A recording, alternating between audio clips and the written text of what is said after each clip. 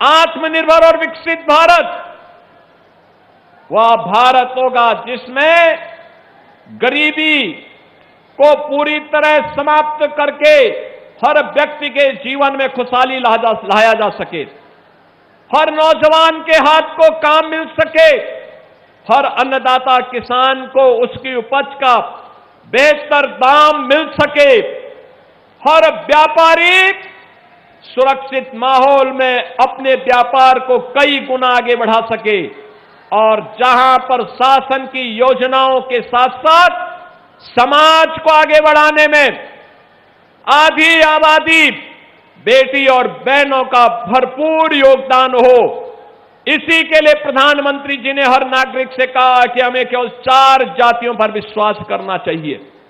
ये 4 जातियां हैं गरीब, अन्नदाता किसान, महिलाएं और युवा। ये 4 जाति के अलावा और जाति नहीं। याद करना, जो बांटने वाले लोग हैं ये वही लोग हैं जो सालार मसूद गाजी को सम्मानित करते हैं, जो असला लहराते हुए दुर्दांत माफियाओं के लिए उनके सामने नाक रगड़ते हुए दिखाई देते थे। ये वही लोग हैं, याद रखना, ये वही लोग हैं जो लोग माफिया की कब्र में जाकर के फतिया पढ़ते हैं, फतिया पढ़ने का काम करते हैं। आज बहनों और भाइयों, आप देख रहे होंगे गाजीपुर के अंदर भी, गाजीपुर के अंदर आज हमारे स्पिरिचुअल टूरिज्म से जुड़े हुए स्थान का पुनरुद्धार हो रहा है। गाजीपुर लोहरी काशी भी कहा जाता है, इसका अपना आध्यात्मिक महत्व है।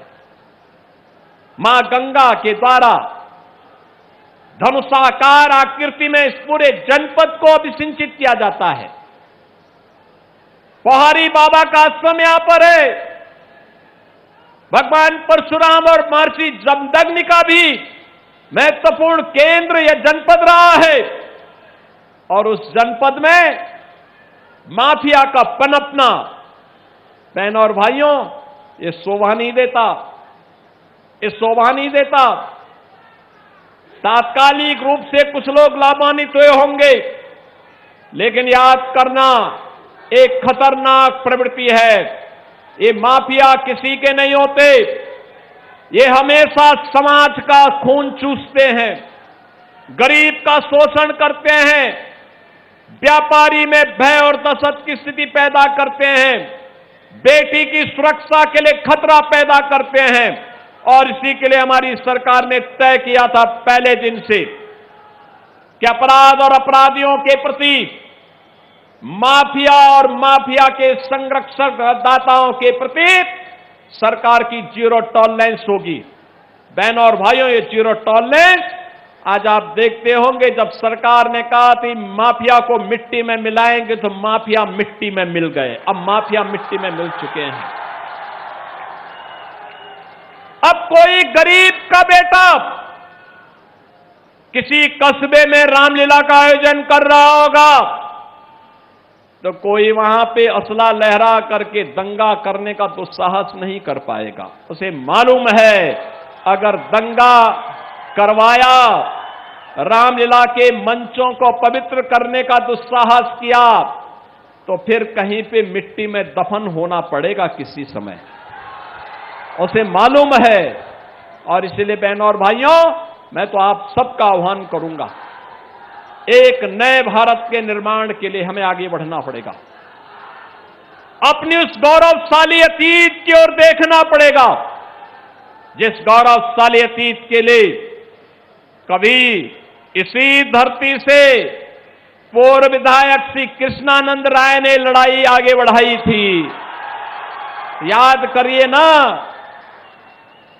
इसी धरती पे लड़े थे वे उन माफियाओं के खिलाफ।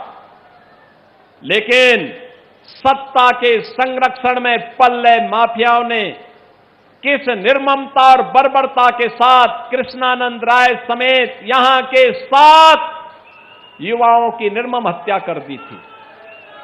याद करिए, सारे प्रमाण होने के बावजूद उन माफियाओं को सत्ता का संरक्षण प्राप्त होता रहा।